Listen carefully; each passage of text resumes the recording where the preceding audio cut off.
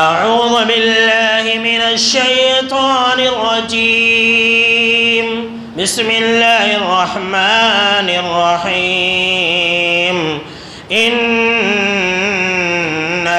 كَفَيْنَاكَ الْمُسْتَهْزِئِينَ۔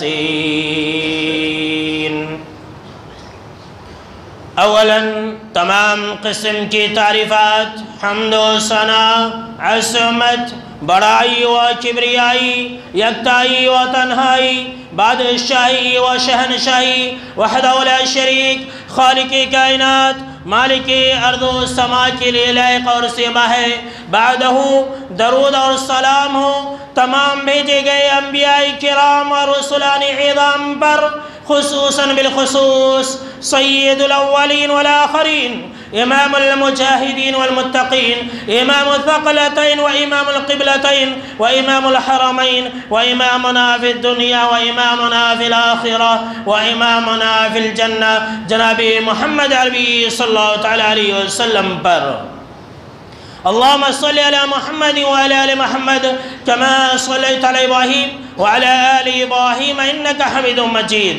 اللہم بارک علی محمد وعلی آل محمد کما بارکت علی ابراہیم وعلی آل ابراہیم انکا حمید مجید۔ آج کی خطبہ جمعہ کا موضوع ہے نبی صلی اللہ علیہ وسلم کی شان میں گستاخی کرنے والوں کا انجام۔ اور اس موضوع کو میں نے کیوں چنا ہے یہ تو آپ جانتے ہی ہیں کہ ابھی کچھ ہی دن پہلے دو بدبختوں نے جناب محمد عربی صلی اللہ تعالی علیہ وسلم کی شان میں گستاخی کی۔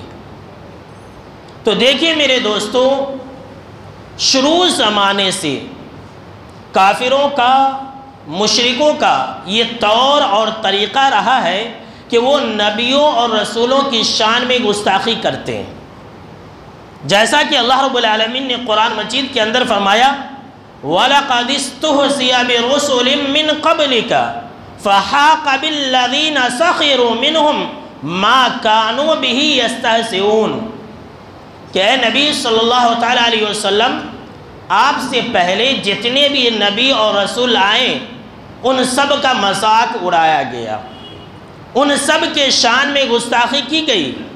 بس ایک دور اور ایک وقت ایسا آیا کہ جو لوگ مذاق اڑاتے تھے تو جس چیز کی مذاق اڑاتے تھے اسی چیز نے ان سب کو گھیر لیا۔ یہ کفار اور مشرکین نبیوں اور رسولوں کی شان میں گستاخی کر کے بہت خوش ہوتے ہیں کہ ہم نے نبی اور رسول کو بدنام کر دیا، لیکن انہیں اس بات کی جانکاری اور اس بات کی خبر نہیں ہوتی ہے کہ انہیں تو بس اللہ رب العالمین کے طرف سے ڈھیل دی جاتی ہے، لیکن جب اللہ رب العالمین کا عذاب آتا ہے تو انہیں مہلت نہیں دی جاتی ہے، جیسا کہ اللہ رب العالمین نے قرآن مجید کے اندر یہ صراحت کے ساتھ بیان فرمایا ہے کہ وَلَقَدِ اسْتُهْزِئَ بِرُسُلٍ مِّن قَبْلِكَ فَأَمْلَيْتُ لِلَّذِينَ كَفَرُوا کہ اے نبی صلی اللہ تعالیٰ علیہ وسلم، آپ سے پہلے جتنے بھی رسول آئے سب رسولوں کا مذاق اڑایا گیا، سب کے شان میں گستاخی کی گئی۔ فَأَمْلَيْتُ لِلَّذِينَ كَفَرُوا تو ہم نے انہیں ڈھیل دی تھی، ہم نے انہیں تھوڑی بہت مہلت دی تھی، لیکن جیسے ہی ہم نے انہیں اپنے عذاب میں پکڑ لیا فَكَيْفَ كَانَ عِقَابِ تو ذرا سوچئے، ذرا دنیا والوں سے پوچھئے کہ میرا عذاب کتنا خطرناک تھا۔ یہ اللہ رب العالمین نے وعدہ کیا ہے۔ اور اٹھا لیجئے قرآن مجید، حضرت نوح علیہ السلام کے ساتھ مذاق کرنے والے لوگوں کو اللہ رب العالمین نے پانی کے اندر ڈبو دیا۔ حضرت ہود علیہ السلام کے ساتھ مذاق کرنے والے لوگوں کو اللہ رب العالمین نے ہوا کے ذریعے ہلاک و برباد کر دیا۔ ایسی ہوا مسلط کر دی جس نے انہیں اٹھا کر کے پٹک کر کے ہلاک و برباد کر دیا۔ حضرت لوط علیہ السلام کی شان میں گستاخی کرنے والوں کے اوپر اللہ رب العالمین نے اتنی خطرناک عذاب مسلط کیا کہ ان کو ان کے گھر، ان کے مکان اور ان کے بستیوں سمیت زمین سے اٹھا کر کے اوپر لے جایا گیا اور وہاں سے اللہ رب العالمین نے الٹے منہ انہیں زمین کے اوپر پھینک دیا۔ شعیب علیہ السلام کے ساتھ مذاق کرنے والے لوگوں کو اللہ رب العالمین نے چیخ کے ذریعے ہلاک و برباد کر دیا۔ سیدنا موسیٰ علیہ السلام کے ساتھ مذاق کرنے والے شخص فرعون کو اللہ رب العالمین نے قیامت تک کے لیے نشان عبرت بنا دیا۔ عیسیٰ علیہ السلام کے ساتھ مذاق کرنے والے لوگوں کو اللہ رب العالمین نے قیامت تک کے لیے در بدر کی ٹھوکریں کھانے پر مجبور کر دیا اور ان کے اوپر ذلت اور رسوائی کو مسلط کر دیا، مقرر کر دیا۔ اور کیوں نہ ہو، اللہ نے وعدہ کر کے رکھا ہے کہ ان الذین یؤذون اللہ ورسولہ، کہ جو لوگ اللہ اور اس کے رسول صلی اللہ تعالیٰ علیہ وسلم کو تکلیف دیتے ہیں، لعنہم اللہ فی الدنیا والآخرہ، ایسے لوگوں کے اوپر دنیا اور آخرت میں اللہ کی لعنت ہے، اللہ کی پھٹکار ہے۔ وَأَعَدَّ لَهُمْ عَذَابًا مُهِينًا، اور اللہ رب العالمین ایسے لوگوں کے لیے رسوا کن عذاب تیار کر کے رکھا ہے۔ یاد رکھ لیجئے، جو لوگ بھی آپ صلی اللہ تعالیٰ علیہ وسلم کی شان میں گستاخی کرتے ہیں وہ دنیا ہی میں ذلیل اور رسوا ہوتے ہیں۔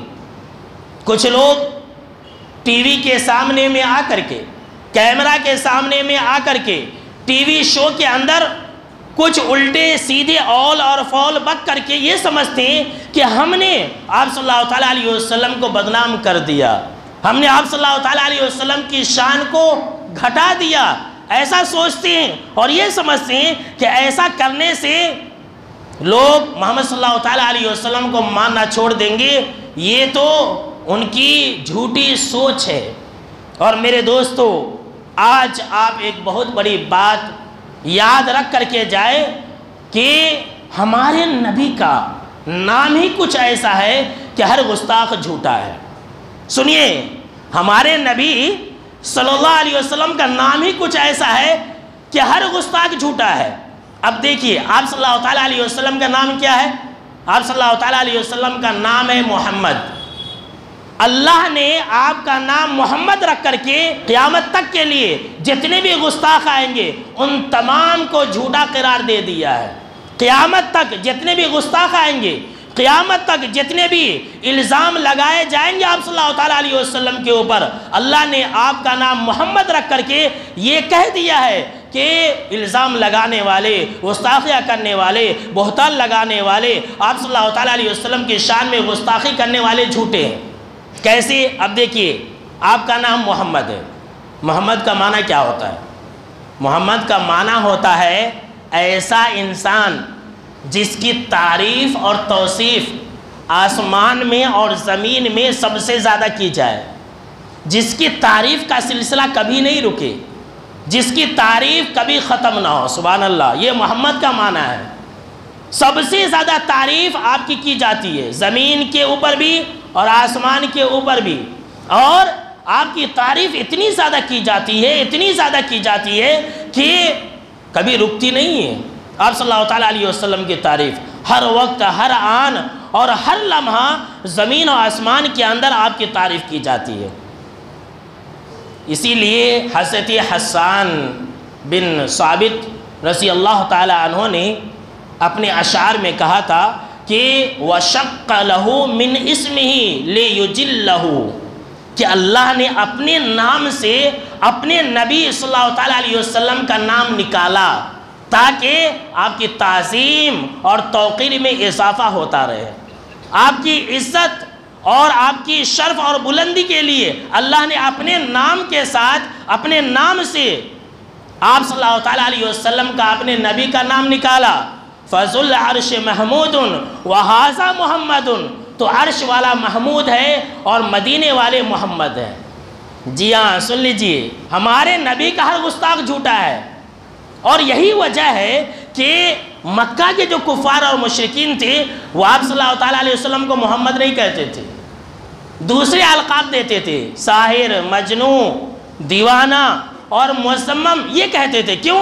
اس لیے کہ وہ جانتے تھے کہ اگر ہم نے محمد کہہ کے ان کی برائی کی تو ہم جھوٹے ہو جائیں گے، اس لیے کہ محمد کا معنی ہی ہوتا ہے کہ ایسا انسان جس کی تعریف سب سے زیادہ کی جائے۔ اب دیکھیے، ذرا سوچئے، میرے مسلمان بھائیوں ذرا سوچئے، ایک بدبخت ہے ٹی وی شو کے اندر آپ صلی اللہ تعالیٰ علیہ وسلم کی شان میں گستاخی کر رہا ہے یا پھر کر رہی ہے، اور محمد کے ذریعے کہ محمد ایسے تھے، محمد نے ایسا کیا، تو مطلب یہ ہوا کہ جیسی اس نے محمد کہہ دیا تو اس نے اقرار کر لیا کہ محمد تو ایسے ہی انسان ہے جس کی تعریف کبھی ختم نہیں ہوتی ہے، جس کے اخلاق سب سے عمدہ ہیں، جس جیسا انسان دنیا کے اندر کوئی نہیں، اس نے اقرار کر لیا، پھر اس کے بعد اس نے برائی کی، تو مطلب یہ ہوا کہ اس نے اپنی زبان سے اقرار کر لیا کہ یہ تو بہت اچھے انسان ہے، لیکن میں اس کے اوپر الزام لگا کر کے ان کو میں بدنام کرنے کی کوشش کر رہا ہوں یا پھر کر رہی ہوں۔ یہ ہے محمد کے نام کا مطلب۔ ہر گستاخ جھوٹا ہے۔ کفار اور مشرکین تو نام ہی نہیں لیتے تھے، اور خاص طور سے جو ابو لہب کی بیوی ام جمیل تھی وہ تو محمد کہتی ہی نہیں تھی۔ صحیح بخاری کی ایک روایت ہے، آپ یہ حدیث سب کو سنائیے، دنیا والوں کو سنائیے۔ جناب محمد عربی صلی اللہ تعالیٰ علیہ وسلم نے کہا ایک مرتبہ کہ اے میرے صحابہ، الا تعجبون کیف یصرف اللہ عنی شتم قریش ولعنہم، کہ اے میرے صحابہ کیا تم دیکھتے نہیں ہو کہ اللہ نے قریش کی گالیوں کو، قریش کی گستاخیوں کو کس طرح سے مجھ سے دور کر دیا؟ یشتمون مذمما ویلعنون مسمما وانا محمد، یہ لوگ مذمم کو برا بھلا کہتے ہیں، یہ لوگ مذمم کو گالیاں دیتے ہیں اور کہتے ہیں کہ یہ مذمم ہے، یہ مذمم ہے، جبکہ وانا محمد، میں تو محمد ہوں۔ سبحان اللہ، دیکھیے کہا کہ میں تو محمد ہوں، پتہ نہیں وہ لوگ کس کو گالیاں دیتے ہیں۔ جتنے بھی گستاخ رسول ہیں، ہمارے نبی اکرم و مکرم صلی اللہ تعالیٰ علیہ وسلم کی شان میں گستاخی کرنے والے تا قیامت تک جتنے بھی لوگ آئیں گے، اللہ نے آپ کا نام محمد رکھ کر کے یہ ثابت کر دیا ہے کہ وہ سارے کے سارے لوگ جھوٹے ہیں۔ یہ ہمارے نبی کے نام کا معجزہ ہے، یہ محمد صلی اللہ تعالیٰ علیہ وسلم کے نام کا معجزہ ہے کہ ہر گستاخ جھوٹا ہے۔ اور میرے دوستو یاد رکھ لیجئے، اللہ نے قرآن مجید کے اندر سورہ الحجر آیت نمبر 95 کے اندر یہ وعدہ کر رکھا ہے کہ اے اللہ کے نبی اکرم و مکرم صلی اللہ تعالیٰ علیہ وسلم انا کفیناک المستہزئین، کہ قیامت تک جتنے بھی گستاخ پیدا ہوں گے، جتنے بھی سارے لوگ آپ کی شان میں گستاخیاں کریں گے، آپ کو گالیاں دیں گے، اے اللہ کے نبی اکرم و مکرم صلی اللہ تعالیٰ علیہ وسلم، آپ سے میرا یہ وعدہ ہے کہ میں ان کو سزا دینے کے لیے کافی ہوں۔ اللہ اکبر، یہ اللہ نے وعدہ کر کے رکھا ہے کہ ہر گستاخ کے لیے اللہ کافی ہے، ہر گستاخ رسول کو سزا دینے کے لیے اللہ کافی ہے، اور ایسا ہوا ہے۔ دنیا کے اندر، اس زمین کے اوپر اور اس آسمان کے نیچے ہر گستاخ رسول کو سزا ملی ہے، یاد رکھ لیجئے، ہر گستاخ رسول کو۔ قرآن بھی شاہد ہے، حدیث کے اوراق بھی گواہ ہے، اور تاریخ بھی گواہ ہے۔ آئیے ایک ایک مثال میں آپ کو قرآن اور حدیث اور تاریخ سے دیتا ہوں۔ قرآن آپ اٹھا لیجئے، سورہ تبت آپ پڑھ جائیے۔ واقعہ کچھ یوں ہے کہ جناب محمد عربی صلی اللہ تعالیٰ علیہ وسلم کو اللہ نے حکم دیا کہ اے اللہ کے نبی اکرم و مکرم صلی اللہ تعالیٰ علیہ وسلم، آپ لوگوں تک اللہ کا پیغام اور توحید کا پیغام اعلان دے دیجئے۔ اب چھپ کر کے دعوت توحید دینے کی ضرورت نہیں ہے، آپ تمام لوگوں کو، اپنے خاندان والوں کو، اپنے رشتہ داروں کو اللہ کا پیغام پہنچا دیجئے۔ آپ نے صفا پہاڑ کے اوپر تمام لوگوں کو جمع کیا، آپ کے خاندان والے بھی تھے اور مکہ کے لوگ بھی تھے، آپ نے سب کو دعوت توحید دی۔ وہاں پر ابو لہب بھی تھا، کہنے کو تو آپ کا چچا تھا لیکن یہ گستاخ رسول تھا۔ آپ صلی اللہ تعالیٰ علیہ وسلم نے جب دعوت توحید دی، ذرا غور سے سنیے، جو میں پیغام دینے جا رہا ہوں وہ بہت ہی اہم ہے۔ ابو لہب نے اس محفل کے اندر دعوت توحید کو سننے کے بعد آپ صلی اللہ تعالیٰ علیہ وسلم کی شان میں گستاخی کی اور گستاخیہ جملہ ادا کیا، اور ابو لہب نے کہا کہ تبا لک یا محمد الہذا جمعتنا، کہ اے محمد تو ہلاک و برباد ہو جا، کیا تو نے ہمیں اس لیے جمع کیا تھا؟ اور بخاری کے الفاظ ہیں، ابو لہب نے کہا کہ تبا لک سائر الیوم، کہ اے محمد تو نے ہمیں اس لیے جمع کیا تھا، اپنا پیغام سنانے کے لیے، توحید بتانے کے لیے جمع کیا تھا۔ آج دن بھر ذرا غور کیجئے، ابو لہب نے کہا کہ اے محمد سن لے، گستاخیاں کر رہا ہے کہ آج دن سارا تیرے اوپر تباہی نازل ہو۔ اللہ اکبر، صبح سے شام تک آج تو ہلاک و برباد ہوتا رہے۔ یہ جناب محمد عربی صلی اللہ تعالیٰ علیہ وسلم کی شان میں ابو لہب نے گستاخی کی۔ ابو لہب نے ایک دن کی بد دعا دی کہ اے محمد آج دن سارا تیرے اوپر تباہی اور بربادی نازل ہوتا رہے۔ اللہ نے قرآن مجید کے اندر وحی نازل کر کے قیامت تک کے لیے اس کے اوپر بد دعا کو نازل کر دیا۔ اللہ اکبر، دیکھیں گستاخ رسول کا انجام۔ ایک دن کی اس نے بد دعا دی تھی کہ تبا لکا سائر اليوم، آج دن سارا تیرے اوپر تباہی نازل ہو، آج شام ہوتے ہوتے تو ہلاک و برباد ہو جائے۔ ابو لہب نے ایسا کہا، اللہ نے قرآن مجید کے اندر ایک سورہ ہی اتار دی، سورہ تبت یا سورہ المسد، اور کہا تبت یدا ابی لہب وتب ما اغنی عنہ مالہ وما کسب، کہ اے ابو لہب تو میرے نبی کی شان میں گستاخی کرتا ہے، تو ایک دن کی بد دعا دیتا ہے، یہ لے تیرا انجام، قیامت تک تیرے اوپر بد دعا نازل ہوتی رہے گی۔ اللہ اکبر، دیکھ لیجئے نبی کی شان میں گستاخی کرنے والوں کا انجام۔ ابو لہب نے گستاخی کی، اللہ نے قیامت تک کے لیے قرآن مجید کے اندر اس کا نام رکھ کر کے یہ اعلان کر دیا کہ اے مسلمانوں تم قرآن مجید پڑھتے رہو اور ابو لہب کے اوپر بد دعا بھیجتے رہو۔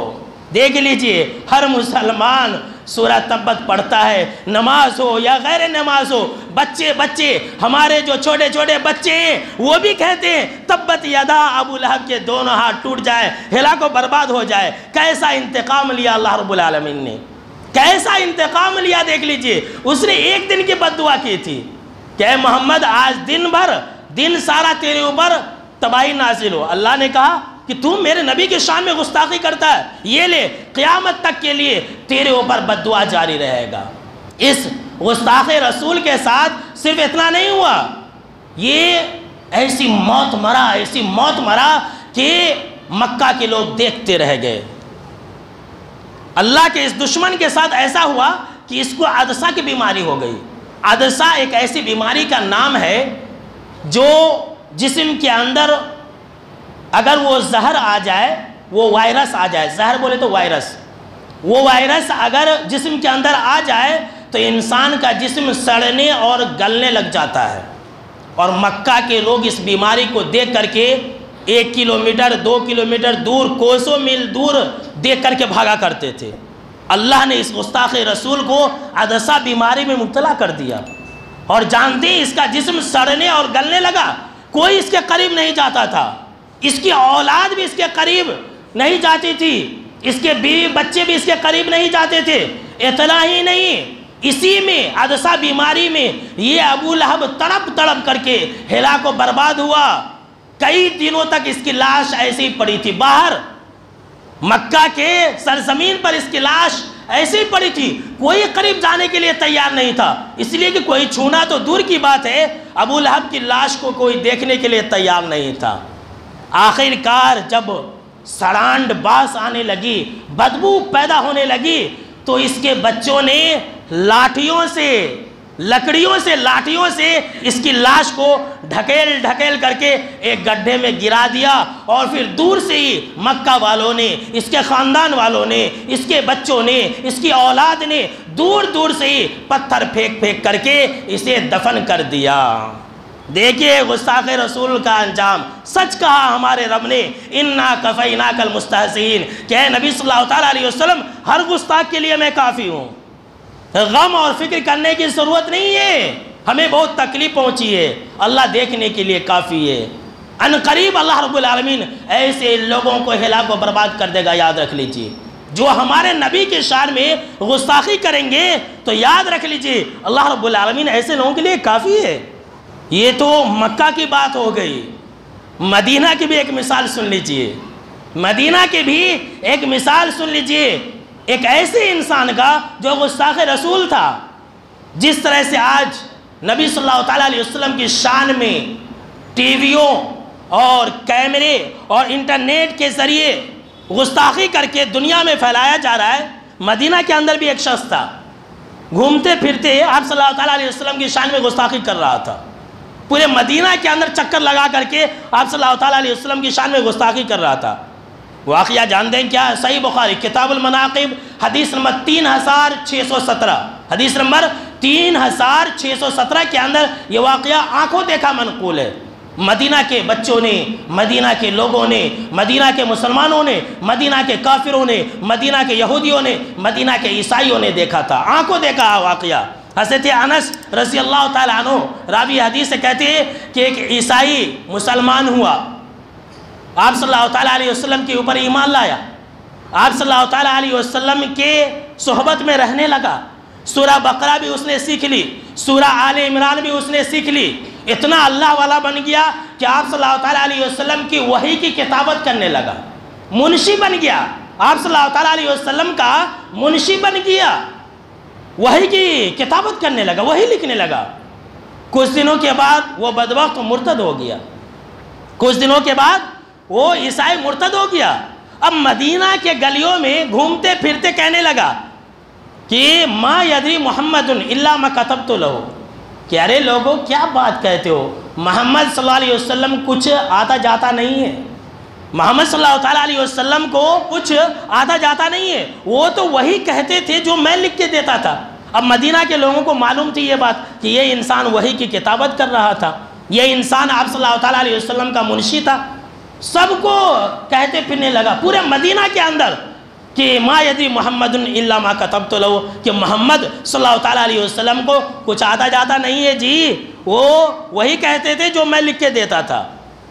اللہ نے اس کے ساتھ کیسا انتقام لیا اس گستاخ رسول کے ساتھ، سن لیجئے۔ کچھ دنوں کے بعد یہ مرتد انسان مر گیا، عیسائی مذہب کے مطابق اس کی تدفین ہوئی، عیسائیوں نے لے جا کر کے اپنے قبرستان میں اس کو دفن کر دیا، لیکن زمین نے دیکھا، آسمان نے دیکھا، مدینہ والوں نے دیکھا، عیسائیوں نے دیکھا، مسلمانوں نے دیکھا، کافروں نے دیکھا کہ جب صبح ہوئی، جب دن کا اجالا ہوا تو اس کی لاش باہر پڑی تھی۔ سبحان اللہ، دیکھیے اللہ کا انتقام، اللہ نے یہ کہہ دیا ہے اِنَّا كَفَيْنَاكَ الْمُسْتَهْزِئِينَ، میں ہر گستاخ کے لیے کافی ہوں، یہ اللہ کا وعدہ ہے۔ مسلمانوں جذبات میں آنے کی ضرورت نہیں ہے۔ صبح اس کی لاش باہر پڑی تھی، عیسائیوں نے یہ کہا کہ یہ مسلمانوں کا کام ہے، یہ مسلمانوں کا کام ہے، اس لیے کہ یہ محمد صلی اللہ علیہ وسلم کو گالیاں دیتا تھا، محمد صلی اللہ علیہ وسلم کی شان میں گستاخی کرتا تھا، اس انسان نے ان کا دین چھوڑ دیا تھا، اسی لیے یہ مسلمانوں نے ایسا کیا ہے، اس کو اس کی قبر سے نکال کر کے باہر رکھ دیا ہے، اس کی دوبارہ قبر کھودی اور پہلے سے کہیں زیادہ گہری قبر کھودی اور دفن کر دیا۔ لیکن جب دوسرا دن ہوا، جب صبح ہوئی، دن کا اجالا ہوا، تو اس گستاخ رسول کی لاش پھر باہر پڑی تھی۔ اللہ اکبر، انتقام، اللہ کا انتقام دیکھ لیجئے۔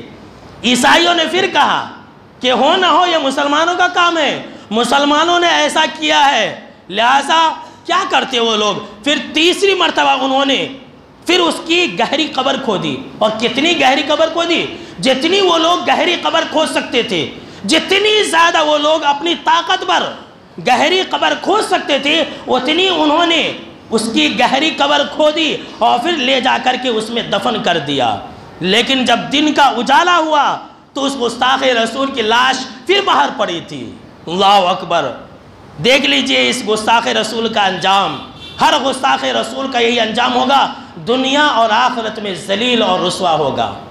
پھر اس کی لاش باہر پڑی تھی، صحیح بخاری کے الفاظ ہے فَعَلِمُوا أَنَّهُ لَيْسَ مِنَ النَّاسِ، تب عیسائیوں نے جان لیا کہ یہ لوگوں کا کام نہیں ہے، یہ کوئی انسان نہیں کر سکتا۔ ہم نے اتنی گہری قبر کھودی اور پھر اس کو دفن کیا، اور صبح ہوتی پھر اس کی لاش باہر پڑی ہے، یہ لوگوں کا کام نہیں ہے، یہ مسلمانوں کا کام نہیں ہے، یہ اللہ کے طرف سے اس کو عذاب دیا جا رہا ہے، لہٰذا اس کی لاش کو ایسے ہی پڑا رہنے دیا۔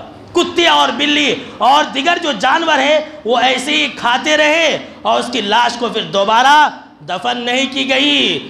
جو گستاخ رسول ہوگا ایسے ہی برے انجام سے دوچار ہوگا، یاد رکھ لیجئے۔ اتنا ہی نہیں میرے دوستو، گستاخ رسول جو لوگ ہوتے ہیں، اگر ان کی حکومت بھی ہو، تو اللہ ایسی حکومت کو بھی تہس نہس کر دیتا ہے۔ اللہ اکبر۔ سن لیجئے، آج طاقت کے نشے میں، آج پیسے کے نشے میں، اور آج ہر طرح کی اپنی طاقت اور قوت کے نشے میں مسلمانوں کو ذہنی تکلیف دی جا رہی ہے۔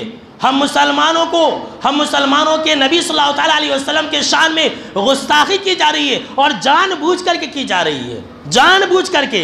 اس کے پیچھے کیا ٹارگیٹ ہے، ہمیں کیا کرنی چاہیے، نہیں کرنی چاہیے، اس کا ذکر آپ اگلے خطبہ جمعہ میں سنیں گے انشاءاللہ۔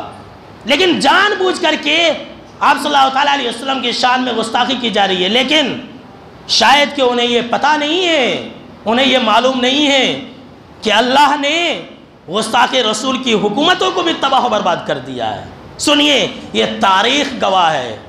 سن 7 ہجری کے اندر جناب محمد عربی صلی اللہ علیہ وسلم نے ایران کے بادشاہ خسرو پرویز کو پیغام لکھا، دعوت توحید دی، اور حضرت عبداللہ بن حذافہ السہمی رضی اللہ تعالی عنہ کو پیغام دے کر کے بھیجا۔ جب خسرو پرویز کے پاس جناب محمد عربی صلی اللہ علیہ وسلم کا پیغام پہنچا تو یہ انسان آگ بگولا ہو گیا، گستاخی کرنے پر اتر آیا۔ اس نے جناب محمد عربی صلی اللہ علیہ وسلم کے حق میں گستاخانہ الفاظ کہے، اور اس انسان نے کہا، خسرو پرویز نے کہا کہ اس انسان کی اتنی ہمت کہ وہ میرا غلام ہے، میرے انڈر میں رہتا ہے، اور میرے نام سے پہلے اس نے خط کے اندر اپنا نام لکھا ہے۔ دراصل اس خط کے اندر آپ صلی اللہ علیہ وسلم نے پیغام لکھا تھا کہ یہ خط محمد رسول اللہ صلی اللہ علیہ وسلم کے طرف سے خسرو پرویز کے نام، ایران کے بادشاہ کے نام، ایسا آپ نے لکھا تھا۔ آگ بگولا ہو گیا، اور اس بدبخت نے، اس گستاخ رسول نے طاقت کے نشے میں، ایران کا بادشاہ تھا، ایران اس وقت کی سپر پاور طاقت تھی، سپر پاور طاقت تھی، کوئی اس بادشاہ کو آنکھ نہیں دکھا سکتا تھا۔ طاقت کے نشے میں آ کر کے اس نے آپ صلی اللہ علیہ وسلم کے خط کو پھاڑ دیا، ٹکڑے ٹکڑے کر دیے، اور اپنا ایک گورنر یمن جس کا نام تھا بازان کو خط لکھا خسرو پرویز نے کہ دیکھو، ایک شخص نے جو کہ مدینہ کے اندر موجود ہے مجھے پیغام لکھا ہے، میرے نام سے پہلے اس نے اپنا نام لکھا ہے، جاؤ اس نبی کو قتل کر دو یا اسے قیدی بنا کر کے میرے پاس لے آؤ۔ اللہ اکبر۔ ایسا اس نے پیغام دے کر کے اپنے یمن کے گورنر بازان کو بھیجا۔ بازان نے اپنے 2 پہلوانوں کو بھیج کر کے مدینہ بھیجا اور کہا کہ جاؤ محمد صلی اللہ علیہ وسلم کا سر قلم کر کے لے آؤ یا پھر اسے قیدی بنا کر کے لے آؤ۔ وہ دونوں آئے اور کہا ہمارے بادشاہ کسرا خسرو پرویز کا یہ حکم ہے، آپ ہمارے ساتھ چلیے۔ جناب محمد عربی صلی اللہ علیہ وسلم نے کہا کہ میرے پاس کل آنا۔ سنیے گستاخ رسول کی حکومت کا انجام کیا کہا کہ تم ہمارے پاس کل آنا۔ جب صبح ہوئی وہ دونوں بھی آئے، ادھر جناب محمد عربی صلی اللہ علیہ وسلم بھی آئے اور کہا کہ تم مجھے قید کرنے آئے ہو، تم مجھے قیدی بنانے آئے ہو۔ سنو اللہ نے اس گستاخ رسول کے ساتھ کیسا کیا۔ یمسقو کل ممسقین، جس طرح سے اس انسان نے میرے خط کو پھاڑ دیا تھا، اللہ نے بھی اس کی حکومت کو پھاڑ دیا ہے۔ اللہ اکبر۔ کیا کہا؟ جس طرح سے اس انسان نے میرے خط کو پھاڑ دیا تھا، اللہ نے بھی اس انسان کی حکومت کو تہس اور نہس کر دیا ہے۔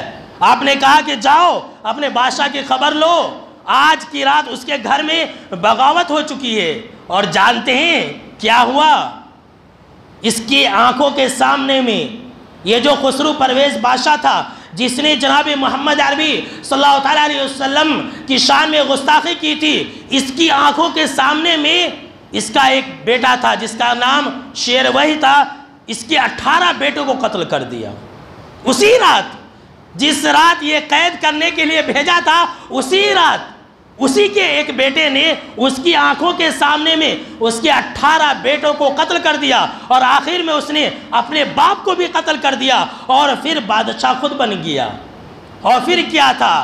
ہر 6 مہینے میں، 1 سال میں ایران کے اندر کسی نہ کسی بادشاہ کا قتل ہوتا رہا، کسی نہ کسی بادشاہ کا قتل ہوتا رہا، اور اسی طرح سے یہ حکومت تباہ و برباد ہوتی رہی، یہاں تک کہ حضرت عمر بن خطاب رضی اللہ تعالی عنہ نے ایران کو فتح کرایا تھا۔ دیکھیے اللہ نے کس طرح سے انتقام لیا، جس طرح سے اس گستاخ رسول نے جناب محمد عربی صلی اللہ تعالیٰ علیہ وسلم کی شان میں گستاخی کی، آپ کے بارے میں الٹے سیدھے کلمات کہے، آپ کو قید کرنے کے لیے کہا، اللہ نے اسے دنیا سے مٹا دیا، اور وہ بھی دوسروں کے ذریعے نہیں، اسی کے ایک بیٹے کے ہاتھ سے اللہ نے اسے قتل کرا دیا، اور صرف اسے نہیں، اس کے 18 بیٹوں کو اللہ رب العالمین نے قتل کرا دیا۔ یہی تو ہے اِنَّا كَفَيْنَاكَ الْمُسْتَهْزِئِينَ، رب کا وعدہ کہ اے نبی صلی اللہ تعالیٰ علیہ وسلم آپ بے فکر رہیں، آپ کے شان میں گستاخی کرنے والوں کے لیے ہم اکیلے کافی ہیں۔ تاریخ کی اوراق نے اور ایک سچا واقعہ اپنے اندر لکھا ہے، اور یہ جو واقعہ منقول ہے میرے دوستو، شارح بخاری حافظ ابن حجر رحمۃ اللہ علیہ نے اپنی کتاب الدرر الکامنہ کے اندر جلد 3 صفحہ نمبر 203 کے اندر یہ نقل کیا ہے، اور امام ذہبی رحمۃ اللہ علیہ نے اپنی کتاب معجم الشیوخ کے اندر صفحہ نمبر 387 کے اندر یہ واقعہ نقل کیا ہے کہ منگولیوں کے یہاں، منگولی یہ بادشاہوں کا دور رہا ہے، اس کے لوگ بادشاہ رہے، ان کے یہاں ایک جو ہے بہت بڑا فنکشن تھا۔ ذرا غور سے سنیے اللہ کس طرح سے انتقام لیتا ہے گستاخ رسول کے ساتھ۔ منگولیوں کے یہاں ایک بہت بڑی تقریب تھی جہاں پر کثیر تعداد میں، لاکھوں کی تعداد میں لوگ موجود تھے، اور بڑے بڑے پادری، عیسائی پادری اس محفل کے اندر شریک ہوئے تھے۔ ایک شہزادے کے عیسائی مذہب کے قبول کرنے کی وجہ سے یہ محفل منعقد کی گئی تھی۔ اس محفل کے اندر ایک عیسائی پادری کہہ لیجئے، ایک عیسائی آپ صلی اللہ تعالیٰ علیہ وسلم کی شان میں گستاخی کرنے لگا، اور کہنے لگا کہ محمد ایسے تھے ایسے تھے ایسے تھے۔ قریب ہی ایک شکاری کتا بندھا ہوا تھا۔ ذرا سنیے حیرت انگیز واقعہ اور عبرتناک واقعہ۔ قریب ہی ایک شکاری کتا بندھا ہوا تھا، جیسے ہی اس انسان نے آپ صلی اللہ تعالیٰ علیہ وسلم کی شان میں گستاخی کرنی شروع کر دی اور الفول بکنا شروع کر دیا، اس کتے نے اپنی رسی کو توڑ کر کے اس گستاخ رسول کے اوپر حملہ کر دیا۔ لوگوں نے بہت مشکل سے اسے بچایا، لوگوں نے اسے بہت مشکل سے بچایا۔ کتے کو لے جا کر کے اور مضبوطی سے باندھ دیا گیا۔ اب لوگوں نے یہ کہنا شروع کر دیا اس محفل کے اندر کہ یہ جو عیسائی پادری ہے یہ آپ صلی اللہ تعالیٰ علیہ وسلم کی شان میں گستاخی کر رہا تھا، اسی لیے کتے نے اس کے اوپر حملہ کر دیا۔ جب اس گستاخ رسول نے ایسا سنا تو کہا کہ نہیں ایسا نہیں ہو سکتا، یہ جھوٹی بات ہے۔ کیا کہا کہ نہیں ایسا نہیں ہو سکتا، یہ جھوٹی بات ہے۔ دراصل بات یہ ہے کہ میں کتے کے سامنے کھڑا تھا اور اپنا میں ہاتھ ہلا رہا تھا، بات کرتے کرتے اپنا ہاتھ ہلا رہا تھا، ہو سکتا ہے کہ اس کے ہاتھ میں لاٹھی وغیرہ ہو۔ تو اس نے کہا کہ میں اپنا جب ہاتھ ہلا رہا تھا تو چونکہ یہ شکاری کتا ہے تو اس نے یہ سمجھا کہ یہ انسان میرے اوپر حملہ کر رہا ہے، لہٰذا اس کی وجہ سے اس کتے نے میرے اوپر حملہ کر دیا تھا۔ اور اگر تم کو یقین نہ ہو تو دیکھو میں پھر سے گستاخی کر رہا ہوں، اللہ اکبر، دیکھ لیجئے اس کی حرکت، پھر سے گستاخی کرنے لگا۔ جناب محمد عربی صلی اللہ تعالیٰ علیہ وسلم کی شان میں پھر سے گستاخی کرنے لگا، پھر سے اول اور فول بکنے لگا۔ اب کیا تھا، اب کی مرتبہ اس کتے نے آنن فانن میں اپنی رسی کو توڑ دی اور فوراً چھلانگ لگا کر کے اس کے گلے کو دبوچ دیا، اور اتنی سختی سے دبوچا کہ یہ انسان، یہ بدبخت وہیں پر ہلاک و برباد ہو گیا۔ اللہ اکبر، دیکھ لیجئے گستاخ رسول کا انجام۔ اس واقعے کے اندر حافظ ابن حجر رحمۃ اللہ علیہ نے یہ لکھا ہے کہ اس محفل کے اندر اس واقعے کو دیکھ کر کے 40,000 لوگوں نے اسلام قبول کیا تھا۔ اللہ اکبر، 40,000 لوگوں نے اسلام قبول کیا تھا۔ میرے دوستو یاد رکھ لیجئے، یہ سب جو گستاخیاں کر رہے ہیں نا، ہو سکتا ہے کہ اس گستاخی کی وجہ سے ہزاروں لاکھوں لوگ اسلام قبول کر لے۔ کوئی نہ کوئی سن کر کے یہ سوچنے لگے کہ ارے یہ آپ صلی اللہ تعالیٰ علیہ وسلم کے بارے میں ایسا کیوں کہہ رہے ہیں، ہو نہ ہو کچھ بات ہے، کچھ راز ہے۔ اور جب وہ آپ صلی اللہ تعالیٰ علیہ وسلم کی سیرت کو پڑھتے ہیں تو آپ صلی اللہ تعالیٰ علیہ وسلم کے گرویدہ ہو جاتے ہیں اور آپ صلی اللہ تعالیٰ علیہ وسلم کے اوپر ایمان لے آتے ہیں۔ تو دیکھا میرے دوستو، سنا آپ نے قرآن سے، حدیث سے اور تاریخ سے کہ جن لوگوں نے جناب محمد عربی صلی اللہ تعالیٰ علیہ وسلم کی شان میں گستاخیاں کی، اللہ رب العالمین نے انہیں دنیا اور آخرت میں ذلیل اور رسوا کیا۔ یہ اللہ رب العالمین کا وعدہ ہے کہ اِنَّا كَفَيْنَاكَ الْمُسْتَهْزِئِينَ کہ اے نبی صلی اللہ تعالیٰ علیہ وسلم آپ کے حق میں گستاخی کرنے والوں کے لیے ہم کافی ہیں۔ ہمارے نبی اکرم و مکرم صلی اللہ تعالیٰ علیہ وسلم کے بارے میں اول اور فول بکنے سے آپ صلی اللہ تعالیٰ علیہ وسلم کی شان میں کمی نہیں ہوتی ہے، ہاں ہمیں تکلیف ہوتی ہے، اور ایسے لوگوں کی ہم برائیاں بیان کرتے، ہم کیا برائی بیان کر سکتے؟ اللہ نے ایسے لوگوں کو بدبخت کہا ہے، اللہ نے ایسے لوگوں کو ذلیل اور رسوا کر دیا ہے۔ اللہ نے وعدہ کر رکھا ہے کہ ہم ایسے لوگوں کو نہیں چھوڑیں گے، اور ان الذین یؤذون اللہ ورسولہ لعنہم اللہ فی الدنیا والآخرہ وَأَعَدَّ لَهُمْ عَذَابًا مُهِینًا۔ اللہ نے وعدہ کر کے رکھا ہے کہ ایسے لوگوں کے اوپر میری لعنت برسے گی، ایسے لوگوں کو ہم دنیا اور آخرت میں ذلیل اور رسوا کریں گے، اور ایسے لوگوں کے لیے ہم نے بہت ہی رسوا کن عذاب تیار کر کے رکھا ہے۔ ہمارے نبی کی جو شان ہے وَرَفَعْنَا لَكَ ذِكْرَكَ، اللہ نے یہ اعلان کر دیا ہے کہ اے نبی صلی اللہ تعالیٰ علیہ وسلم ہم نے آپ کی شان کو بلند کر دیا ہے، ہم آپ کے مقام اور مرتبہ کو بلند کر دیا ہے۔ تو میرے دوستو، جبکہ ایسے حالات میں جبکہ آپ صلی اللہ تعالیٰ علیہ وسلم کی شان میں گستاخیاں کی جا رہی ہے، ہم کیا کریں؟ ہمارے اوپر کیا ذمہ داریاں عائد ہوتی ہے؟